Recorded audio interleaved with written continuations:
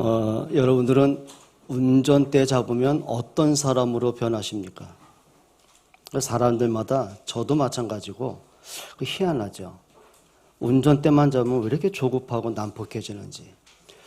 이번 주였어요. 수요일 날 지방에 좀 갔다 올 일이 있어서 그 고속도로를 이제 고속주행을 하는데 제가 이제 1차로를 100km를 달리고 있었고요. 그 옆에 보니까 트럭이 이제 서행을 하는 거죠. 근데 갑자기 차 한 대가 그냥 차선을 갑자기 변경해 불과 7m, 10m 그냥 끼어드는 거예요. 저는 그 브레이크를 잡게 됐고 경고한다고 이제 상향등을 켜면서 경고를 했더니 이분이 또 기분이 나빴나 보죠. 브레이크를 잡고 또 위협을 가해요. 그 순간 저는 목사가 안 되더라고요. 그래가지고 옆에 가가지고는 창문 내리고 항의를 하려고 또 여자분이에요. 그래서 그냥 가려고 했는데 이분이요. 여자분인데 그냥 그 정도 되면 미안하다 이렇게 손짓하면 되거든요. 그럼 가면 되는데 이러면서 하는데 순간 그때는 목사가 더 아니더라고요. 그랬더니 갑자기 속로에서 가더니 한 160km 도망가요. 따라가는 거 문제 안 되죠. 180 가봤고는 앞을 막았어요. 그러다가 제 목사라는 정신이 돌아오더라고요. 내가 뭐 하는 거냐 이거. 그리고는 이게 화는 나는 거죠 이게. 이제 집에 도착해서는 동영상 보니까 그분의 그 무리한 난폭 운전이 잡혔더라고요. 그래서 한 번쯤 혼내봐야 되겠다. 다른 사람 이러다 또 습관처럼 되어 있기 때문에 고쳐가야겠다 싶어가지고 이제 스마트 국민 제보로 그 동영상과 캡처해서 이제 신고를 했어요. 근데 경찰서 답글이 왔더라고요. 귀하가 제보한 대로 난폭 운전으로 인해서 법적인 교통 몇 조에서 조치를 취하게 됐다고. 그래서 생각이 들더라고요. 안 됐다 그 생각보다는 요거 경찰서에 가니까 깜짝 놀라겠죠. 요거 고소하다 요거. 아침에 이제 은진이하고 이제 교회 오면서 야 아빠가 이랬는데 야 그러니까 기분이 시원하더라 야. 근데 괜히 말한 거 있죠. 여러분 사람이 착하다고 생각하십니까? 여러분 착해요? 근데요 사람이 자기 감정에 잡히고 어떤 이익관계에 연결되잖아요. 어떤 오해된 생각, 상처된 생각, 원망과 불평의 생각, 서운한 생각에 딱 잡히잖아요. 그럼 두 가지가 나오더라고요. 내가 아닌 내가 튀어나오더라고요. 나도 감당이 안 되는 언어. 지나고 나서 그것 때문에 문제가 더 커지면서 후회가 되는 그 언어들. 나도 통제가 안 되는 내 행동들. 우리 속에 그런 거 참 많습니다. 옆에 분에게 물어보세요. 당신은 어떠세요? 초등학생이 당신 그러니까 좀 이상하다. 예. 근데 참 이쁘다 이렇게 예배하니까 약속했거든요. 너희들 예배 시간에 위에서 놀지 말고 초등학교 6학년 5학년이면 예배 성공해야 돼. 그랬더니 하원이가 그럼 뭐 줄 건데요? 그래서 야 예배하면 뭐 받아? 그럼 목사님이 설교하면 너 뭐 줄래? 하원아, 목사님 매주 설교하면 너 뭐 줄 거야? 저 봐요. 저렇게 악하다고. 지가 말해놓고 말 안 했대. 제 엄마가 유미선이라고 내 말 못하고 아빠는 최연수라고 어떻게 고발하겠어요? 이게 내력인가 보네. 사람이요. 착하다고요? 안 그렇습니다. 우리가 예수 그리스도로 창세기 3장 문제에서 해방받았고 사단의 손에서 자유함을 받았고 우리가 원죄 문제 완전히 해결은 받았는데 우리 속에 죄성이 있는 거 아십니까? 우리가 하나님의 은혜로 구원을 받았지만 자기도 원하지 않아 자꾸 불신앙에 잡히는 일이 얼마나 많은지 아십니까? 인간이 그만큼요 은혜 없이는 안 되는 존재입니다. 우리가 이거 확인하지 못하면 착각하게 돼요. 내가 이렇게 잘 살았는데 열심히 살았는데 나 정도 깨끗한 사람이 어디 있어? 100% 착각입니다. 자기도 모르게 생각에 잡히고 사단에게 이용당하는 일들이 얼마나 많은지 아십니까? 만약에 아담과 하와가 야 내가 지금 하나님의 형상 가진 자로서 자꾸 은혜를 잃어버리고 사는구나. 하나님은 이미 나에게 모든 걸 다 허락하셨는데 내가 먹을 수 없는 저 선악과 때문에 내가 마음이 자꾸 이렇게 불신앙으로 잡혀가는구나. 지금 내가 사단에게 속고 있구나. 안다면 그 틀린 짓은 안 하겠죠. 근데 문제는 뭐냐면 이게 내가 지금 틀린 생각, 틀린 판단, 틀린 행동이라는 걸 전혀 모르는 거예요. 그러니 사단의 거짓말에 잡혀서 그냥 끌려가는 거죠, 이렇게. 우리 그럴 때 참 많습니다. 하다못해 부모들이요. 그리고 저 자녀들에게 따뜻한 말, 격려의 말, 사랑의 말, 칭찬의 말 하고 싶은 건 누구나 있는 거예요. 근데 실제 그렇게 됩니까? 하다 보니 나는 당연히 아이들 교육한다고 말한 것이 거친 말이 되기도 하고 나는 정말 화가 나서 말한다고 한 것이 감정풀이가 되는 말도 하기도 하고 얼마나 많습니까? 부부싸움은 안 그렇습니까? 나는 당연해서 말한다고 하는데 그 당연한 게 아니라는 걸 본인은 모르는 거죠. 그러니까 이게 이제 감정 대립이 돼버리는 거예요. 그러니까 결국 이렇게 말합니다. 살다 보니 성격 차이가 너무 성격이 안 맞아서 못 삽니다. 그게 맞는 얘기입니까, 그게? 그러니까 사람마다 보게 되면 내가 아닌 내 모습이 참 많습니다. 내 안에 창세기 3장의 모습들.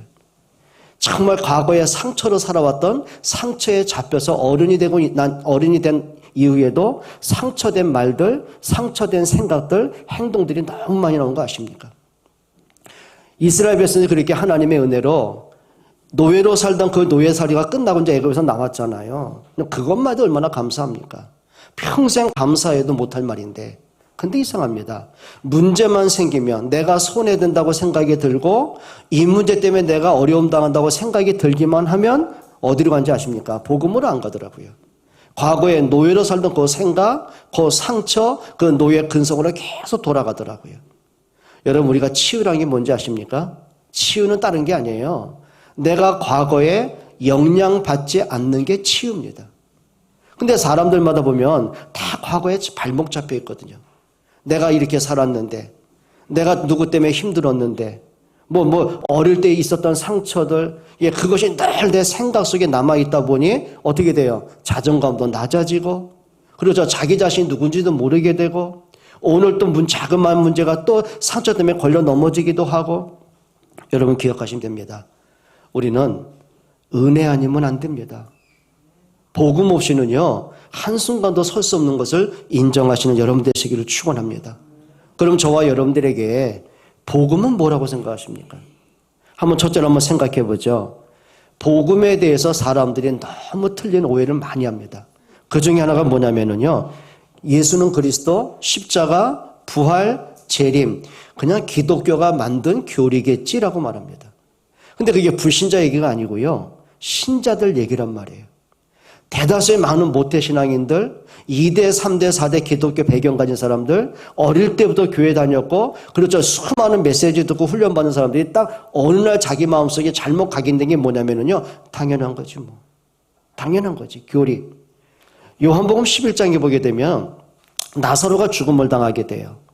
그 누이 동생 마르다와 마리아가 고아로 살고 가난하게 살다 보니 그 오빠가 부모님처럼 섬기고 의지하고 살았단 말이죠. 근데 오빠가 병들어 죽게 된 거예요. 근데 뒤늦게 예수님이 찾아오시죠. 그때 예수님이 오시니까 마르다와 마리아가 이런 원망을 합니다. 우리가 사람을 보내지 않았습니까? 그때만 예수님이 오셨더라면 우리 오빠 죽지 않았을 거 아닙니까? 예수님을 보는 순간 원망과 불신앙이 자꾸 튀어나오는 거예요.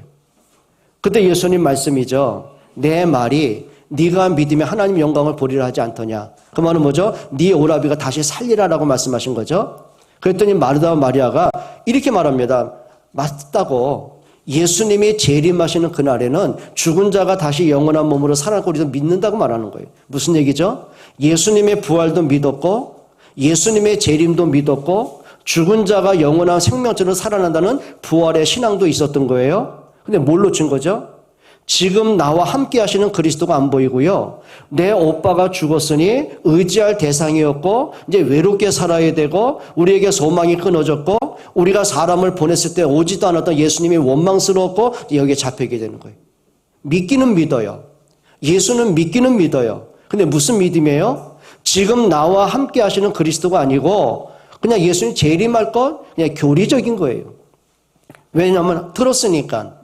알고 있으니까 교리적인 신앙의 특징이 있습니다. 영적 힘이 없다는 겁니다. 문제에 치이고 사는 사람들이죠. 두 번째로 사람들이 오해하는 게 뭐냐면 예수는 그리스도 십자가와 부활 재림의 신앙이에요. 그냥 성경책에 있잖아. 성경에 기록되어 있잖아. 그 말은 뭐죠? 내가 믿어져서 인정을 하는 게 아니라 성경책에 있으니까. 그냥 그러려니 하는 거예요. 뭘까요? 이론적인 신앙이 굉장히 많습니다. 이론적으로는 알아요. 얘들도 보세요. 예수는 그러면 그리스도 바로 나와요. 모든 문제 해결자 바로 나와요. 나는 시대살려 렘넌트 바로 나와요. 왜 그럴까요? 들은 거예요.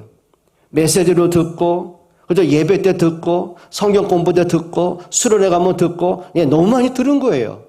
들어서 보니 머릿속에는 입력이 된 거예요. 예수는 그리스도. 그런데 실제 내 삶 속에 그리스도 없는 삶을 살죠.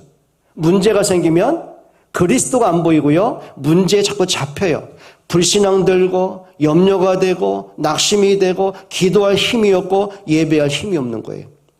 여러분 이론적인 신앙이 뭔지 아십니까? 알아요. 이론적으로는. 여러분 다 모르겠습니까? 알죠. 그런데 중요한 게 있습니다. 거기는 생명력이 없다는 거예요. 또 어떤 사람들은 들어서 아는 거죠. 목사님이 하도 떠드니까 예수는 그리스도 매 주일마다 들으니까 뭘까요? 듣기는 듣는데 이게 머리는 이해가 되는데 마음속에는 이게 전달이 안 돼요. 그러니까 심지어 어떤 사람은 그런 말 하시더라고요. 목사님 말씀하는데 도대체 무슨 말인지 하나도 이해가 안 된대요. 한국말 했어요. 한국말 했어요. 저는요, 한 번은 어떤 분이 새신자가 교회에 왔는데 한 달 만에 저를 찾아오더니 목사님, 목사님 메시지 듣고 보니까 다 좋긴 한데 못 듣겠대요. 왜? 그러니까 너무 쉬워서요. 또 가겠대요. 수준이 낮다는 얘기 아닙니까? 그 말은 뭘까요? 너무 쉽다는 말은 그냥 수준 낮은 사람이 들어도 이해되는 거예요. 이건 무슨 얘기일까요? 제가 무슨 어려우면 원어를 말합니까? 영어를 말하십니까? 그럴 능력이 없어요. 그렇다고 철학자들의 말을 옮겨다 씁니까? 그런 적은 거의 없어요. 근데 왜 어려울까요? 여러분 지식적인 거는요 다 깨달아요. 그분이 공부를 못했습니까? 근데 이상합니다. 영적인 무지가 온 거예요. 영적으로 내가 잠이 들고 나니까 복음의 말씀이 전혀 들리지 않는 거예요. 그냥 한 시간 예배하고 앉았다 가는데 오늘 뭔 말 들었지? 대다수의 많은 사람의 결론이 그거더라고요. 오늘 듣긴 들었는데 생각이 안 나. 내용과 마음속에 담긴 생각이 안 나는 게 아니라 도대체 모르겠대요. 귀가 멍하더래요. 많습니다. 그러면 이론적으로 아는 거 아닙니까? 근데 영이 잠들다 보니 말씀이 머리에는 들리고 귀에는 들리는데 이게 마음속에 담겨지지가 않는 거예요. 성경은 이렇게 말합니다. 주께서 마음을 열어 성경을 깨닫게 하시고 그랬습니다. 여러분 말씀은요. 여러분이 학위가 있고 무슨 박사 무슨 학위가 있고 전혀 관계없습니다. 여러분 하버드대에서 가가지고 제가 그 학생들에게 박사 가진 학생들에게 제가 메시지하면 그들이 알아듣겠습니까? 그들에게는 화학적인 거, 과학적인 거, 이론적인 거, 수학적인 거 그거는요 누가 안 가르쳐도 너무너무 박사들이에요. 근데 이상하죠. 영적인 건 너무 단순한데 이게 마음에 와닿지가 않는 거예요. 그게 뭔지 아십니까? 확신이 없는 거예요. 또 어떤 분이 이렇게 말합니다. 예수는 2000년 전에 성인 아니야? 2000년 전, 옛날 이야기고 그게 뭘까요? 관념적이에요. 그럼 이제 결론은 이거죠. 2000년 전에 그 예수하고 나하고는 무슨 관계가 있어? 더군다나 그분은 저 서양분이고 나는 동양인인데 내가 무슨 관계가 있어 이게? 맞는 얘기입니까? 그럼 이렇게 말하면 되는 거죠. 예수님이 그리스도로 오셔야 되는데 이 많은 땅 나라 안에 어느 나라에 오셔야 됩니까? 그건 하나님의 영원전에 계획한 대로 그분이 오셨을 뿐입니다. 가장 약소 국가에, 가장 연약한 국가에, 그것도 가장 고난받는 국가에 그 땅에 하나님이 언약을 하시고 그리스도가 오신 것입니다. 그럼 이렇게 하면 또 틀린 거죠. 예수님이 부활하신 이후에도 야 나를 믿으려면 다 예루살렘으로 와. 그러면 그거 복음 아니죠. 모든 구원을 완성하신 그리스도가 이제는 예루살렘에 국한되지 않은 거죠. 땅끝이에요. 모든 족속이에요. 그 결과로 저와 여러분들에게도 이 복음이 들려지게 된 거란 말이에요. 그러니까 많은 사람이 뭐냐면 2000년 전에 그 예수, 이제 관념적이죠. 또 어떤 분이 이렇게 말합니다. 아마 그럴 수도 있을 거야. 신은 분명히 있겠지. 뭘까요? 종교 의존적인 사람들이에요. 뭔가 내가 외롭고 힘들고 위로가 필요하니까 어떤 절대자는 필요한 거고. 그런데 그분의 특징이 있습니다. 그분이 문제 해결되면 하나님 떠납니다. 그게 문제가 되는 거예요. 그러니까 대다수의 많은 사람이 복음을 다 오해하고 있다는 거예요. 불신자 얘기가 아니에요. 신자 얘기들이에요. 또 어떤 분이 이렇게 말하죠. 이 세상에 종교는 필요한 거잖아. 종교가 있어야 사람들이 위안을 받고 그나마 인격이 무너지지 않겠지.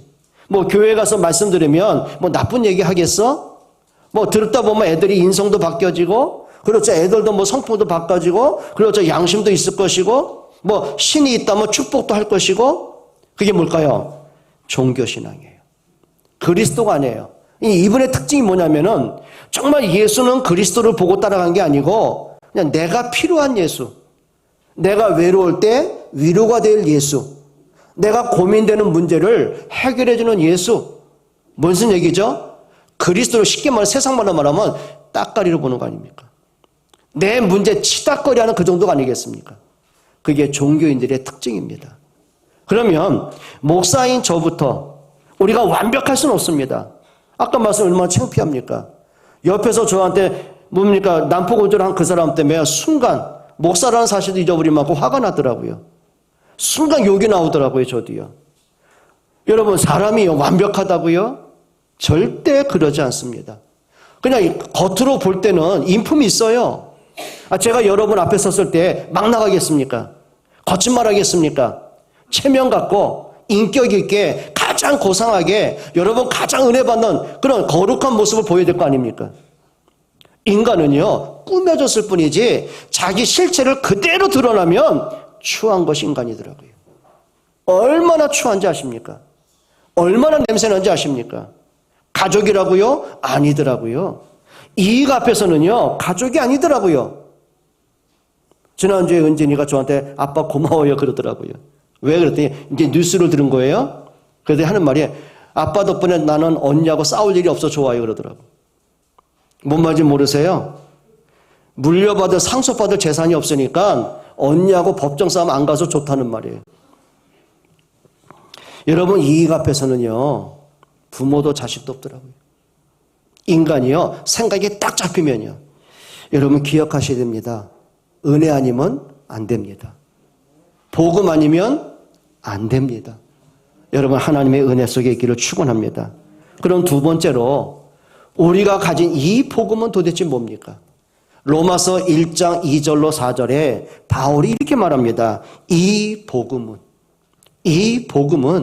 하나님이 선지자들을 통하여 미리 약속하신 그것이다라고 했어요. 하나님이 구약에 미리 약속한 게 뭐죠? 창세기 3장 15절에 여자의 후손을 약속하셨습니다. 창세기 3장 원죄 문제, 사단 문제, 운명, 저주, 죄악을 끝내실 그리스도를 약속하신 거예요. 홍수 멸망이 왔을 때 하나님이 미리 약속을 하셨어요. 방주입니다. 인격이 얼마나 훌륭하냐? 네 업적이 얼마나 좋으냐? 얼마나 화려하냐? 그거는 세상이 따지는 거고요. 하나님에겐 전혀 관심 없습니다. 홍수 멸망에서 사는 길은 하나입니다. 방주에 들어가면 되는 겁니다. 방주만이 구원인 것처럼 그리스도만이 구원인 것이죠. 애굽의 노예로 삽니다. 가문의 오래된 저주와 재앙 벗어날 길이 없습니다. 아침에 눈을 뜨면서 인생이 허무합니다. 외롭습니다. 고통스럽습니다. 나만 고통과 저주와 재앙이 오면 괜찮은데 내 자식마저 살아가야 됩니다. 그게 대물림의 저주라는 거예요. 길이 없어요. 그때 하나님이 모세에게 말씀하셨습니다. 모세야, 유월절 양의 피 발라라. 그 피가 뭘까요? 그리스도의 십자가의 언약입니다. 그러니까 하나님은 구약에 끊임없이 그리스도를 약속하셨습니다. 그럼 복음이 뭘까요? 하나님의 말씀이 맞고 하나님의 약속이 맞다면 그 약속대로 오셔야죠. 그래서 로마서 1장 2절에 그 말씀입니다. 약속하신 그분이 육신을 입고 이 땅에 오셨습니다. 무슨 얘기일까요? 하나님을 떠난 건 인간이에요. 죄인은 인간이에요. 저주를 받고 지옥 갈 건 인간이에요. 그런데 하나님의 형상 가진 인간을 하나님 버릴 수가 없잖아요. 그들이 사는 길을 주신 겁니다. 그래서 인간은 죄인이 졌지만, 죄는 인간이 졌지만 인간을 창조하신 하나님만 인간 문제 해결할 수 있는 거예요. 그래서 하나님이 사람으로 이 땅에 오신 것입니다. 빌립보서 2장 6절 7절이죠. 그는 근본 하나님의 본체다. 그리스도 그분이 하나님이시다. 그런데 그분이 하나님과 동등됨을 취하지 아니하시고 사람과 같이 낮아지셨으니 그 십자가에 죽기까지 복종하심이라라고 한 거예요. 무슨 얘기죠? 하나님이 우리를 구원하기 위해서 사람으로 오셨습니다. 그게 복음입니다. 그럼 예수님이 오셔서 무슨 일을 하셨습니까? 그렇죠. 예수님은 굶주린 자에게 떡도 먹이셨어요. 병든 자 고쳐주셨어요. 외로운 자에게 위로도 하셨어요. 사람들에게 손가락질하고 돌에 맞아 죽을 여자도 용서하셨어요. 죽은 나사로 살려주셨어요. 그런데 중요한 거는요, 그게 예수님의 본질이 아니라는 거예요. 예수님이 이 땅에 오신 목적은 단 하나입니다. 그리스도의 일을 하려고 오셨습니다. 그래서 그분이 십자가에 대신 죽으신 것입니다. 성경 분명히 말하죠. 로마서 5장 6절. 우리가 아직 죄인 되었을 때에 그리스도께서 십자가에 죽으심으로 하나님이 우리에 대한 자기의 사랑을 확증하신 것입니다. 여러분, 예수님이 십자가에 죽으면서 단 한마디 하셨습니다. 다 이루었다. 뭘 이루었습니까? 여러분이 빠져나와서는 운명에서 여러분을 다 건져내셨어요. 가문의 저주, 운명, 사단의 올무, 죄, 지옥 문제 끝내셨어요. 그 일을 십자가에서 이루신 것입니다. 그럼 복음이 뭘까요? 그리스도가 십자가의 죽음으로 끝났다면, 무덤에 지금도 있다면 그분은 그리스도 아닙니다. 성경은 거짓말입니다. 그렇죠? 만약에 예수님의 부활이 없다면 저와 여러분은 가장 불쌍한 사람입니다. 왜 이 아침에 여기 좋은 날에 단풍 구경 가지 여기 쭈그리 앉아 계시겠습니까? 얼마나 불쌍합니까? 그리스도의 부활이 없다면 저는 가장 사기꾼입니다. 왜요? 평생을 복음 말했으니까요. 예수가 그리스도라고 말했으니까요. 그리스도의 부활이 없다면 성경은 거짓말 책입니다. 찢어버려야죠. 그런데 그리스도가 맞다는 증거로, 성경이 하나님 말씀이 맞다는 증거로, 예수가 그리스도가 맞다는 증거로 그분은 3일 만에 부활하셨습니다. 그게 복음의 본질이고 핵심입니다. 그럼 복음이 또 뭘까요? 예수님이 말씀하셨어요.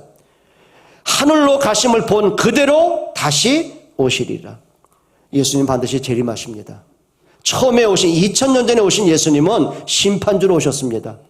십자가의 죽음을 당하러 오셨습니다. 그러나 재림하는 그리스도는 심판주로 오십니다. 새 하늘과 새 땅이 열어질 줄 믿습니다. 복음이 뭐라고요? 하나님의 언약대로 그리스도가 오셨어요. 그리고 그리스도가 죽으셨어요. 부활하셨어요. 재림하시는 거예요. 그걸 복음의 본질, 복음의 핵심이라고 말하는 거죠. 그럼 마지막 세 번째로 이 복음으로 말미암아 우리에게 어떤 은혜가 왔습니까? 오늘 성경에 간단하게 몇 가지를 말씀합니다. 오늘 골로새서 1장 13절 한번 보실까요? 같이 읽겠습니다. 13절입니다. 다 같이요. 그가 우리를 흑암의 권세에서 건져내사 그의 사랑의 아들의 나라로 옮기셨으니. 어디에서 건져내셨어요? 흑암의 권세에서, 사단의 올무에서, 운명과 저주와 지옥의 세력에서 여러분을 건져내셨어요. 여러분 이게 믿어지십니까? 믿어지십니까? 실감 나십니까? 한번 이렇게 얘기하면 좀 어떨까요? 너무 죄송한 비유는 맞습니다. 오해 말고 들어보세요. 여러분 한 주간 동안 저 이태원 대참사 때문에 한국 전체가 얼마나 슬픔에 잠겼습니까? 애도 기간도 갔고 전 세계가 충격에서 휩싸이기도 하고. 그런데요, 그 참사 현장을 목격한 사람들, 그리고 죽은 직전에 구조받은 사람들 얘기 들어보셨습니까? 저는 이거 보고요, 야, 지옥이란 이렇겠구나 생각이 들더라고요. 사람들이요, 그 좁은 길목, 약 3m 가까이, 3.5m, 그걸 막 오고 내려가고 막 밀려가지고, 더 이상 사람이 오도 가도 못하게 된 상황인데, 올라온 사람은 계속 밀고 올라오고, 내려간 사람은 계속 밀고 내려가고, 근데 그 가운데 낀 사람들이요, 선체로 심장이 멎었더라고요. 압박감. 그럼 그 사람이 불과 1, 2분 사이입니다. 처음에는 막 숨을 못 쉬고요. 살려고 발버둥을 칠 거 아닙니까? 고개를 내밀려고 하고 사람 틈을, 근데 안 되는 거예요. 심장이 조여오기 시작하는데요. 그래가지고 1분 지나니까 이제 심장이 이게 순환이 안 되니까 어떻게 해요? 산소가 뇌에 못 들어가지 않습니까? 심정지가 와버린 거예요. 좀 미안한 얘기 할까요? 그 상태에서요. 이게 막 압박이 되니까 이게 장기가 터져가지고요. 코로 입으로 막 피가 쏟아지고요. 거기에다가 수백 명이 막 넘어져가지고 밑에 깔린 사람들. 여러분, 이게요. 지옥과는 비교할 수 없는 그런 참사 현장인데도요. 그 사태를 보라고. 거기서 157명 가까이 죽음당하고 깔려서 그냥 선체로 죽고 78명인가가 거기서 막 중경상을 입고요. 근데 그걸로 끝납니까? 그 죽음의 참사 현장을 눈으로 목격한 사람들이 그 트라우마 잊혀질 거라고 생각합니까? 평생 가는 거예요. 그 평생 가는 거예요. 그러면 그 157명이 아까 20대, 30대가 주로 죽었어요. 10대도 많이 있어요. 그럼 그 가족들은 어떻게 하라고요? 근데 그 속에서요. 그 죽음 직전에 누군가를 통해서 막 심폐소생을 당하고 살아난 사람들. 여러분, 죽음에서 살아났다. 우리가 저 지옥의 배경에서 우리가 그리스도의 십자가의 죽음 때문에 내가 생명을 얻었다. 이게 안 믿어진다고요? 이게 옛날 이야기라고요? 그럴 수는 없는 거죠. 여러분, 정말 이 복음이 여러분하고 어떤 관계가 있습니까? 예수 그리스도 그분이 도대체 여러분에게 어떤 존재가 되십니까? 막연하게 주일이니까 앉았다가 듣다가 끝나고 그리스도 없는 내가 주인데 살아야 되고 뭐 믿기는 믿어지지만 뭐 내가 노력하면 되고 맞는 얘기입니까? 절대 그럴 수는 없습니다.